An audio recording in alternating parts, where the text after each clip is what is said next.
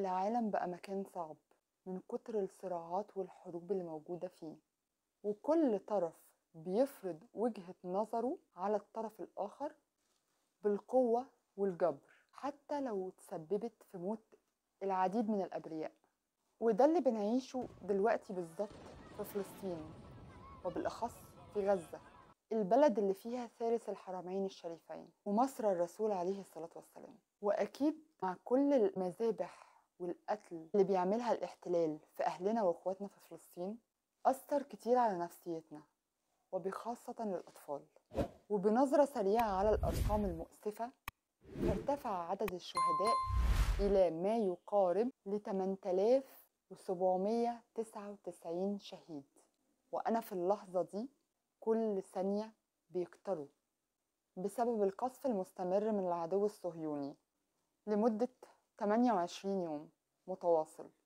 وحسب اللي قاله أشرف القدرة والصحة الفلسطينية، إن الشهداء من بينهم 3648 طفل و2290 امرأة. وسط كل اللي بيحصل ده والأخبار اللي بتأثر علينا بشكل أو بآخر، لازم يبقى لينا رد فعل إيجابي شوية. مش هنفضل قاعدين وحاطين إيدينا على خدنا، ونحاول بأي طريقة ولو بسيطة إن احنا نساهم تجاه الشعب الفلسطيني.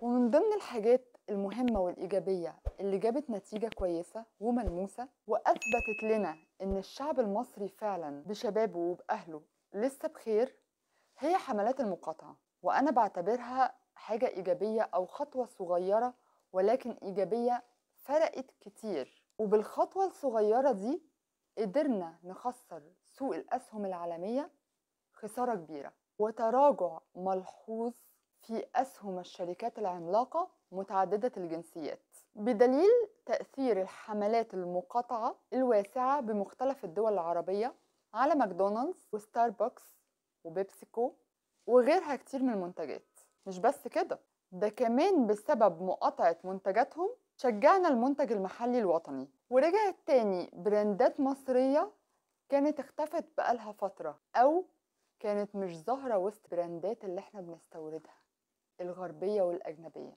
زي سينا كولا وسبيروس باتس وغيرها من المنتجات اللي قدرت ان هي تثبت نفسها في ظل المقاطعة، وفعلا أثبتت نجاحها بجدارة. وده ليه تأثير قوي جدا وإيجابي على حركة الاقتصاد المصري. وكمان في حاجات كتير قوي نقدر نعملها بجانب المقاطعة.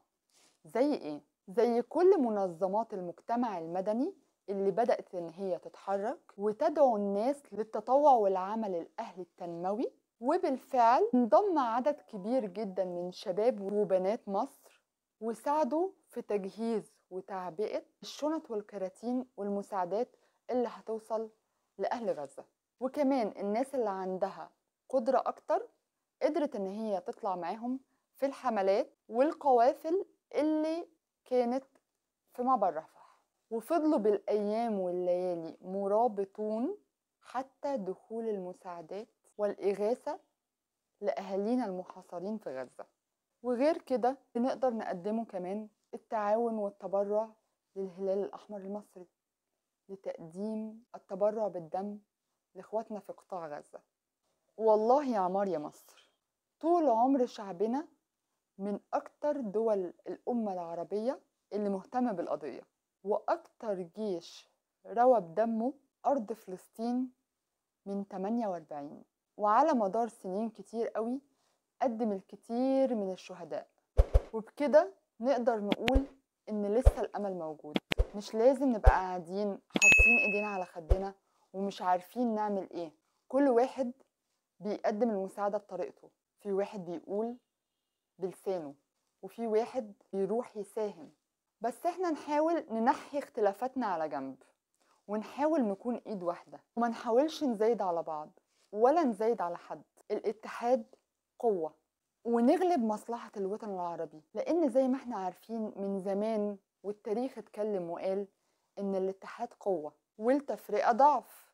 زي ما كلنا اتحدنا على المقاطعة ونجحنا، زي ما الأسهم بتاعتهم نزلت بنسبة كبيرة جدا وبدأوا يخسروا وزي ما بدأت دول العالم الغربي كلهم ينزلوا يعملوا مظاهرات، واحنا كنا من اوائل الناس اللي نزلت كمصر كأم الدنيا، عايزين كلنا نتحد على الخير، وبلاش مزايدة على بعض، وبلاش تبقى انسان سلبي وتحط ايدك على خدك وتقول انا هعمل ايه.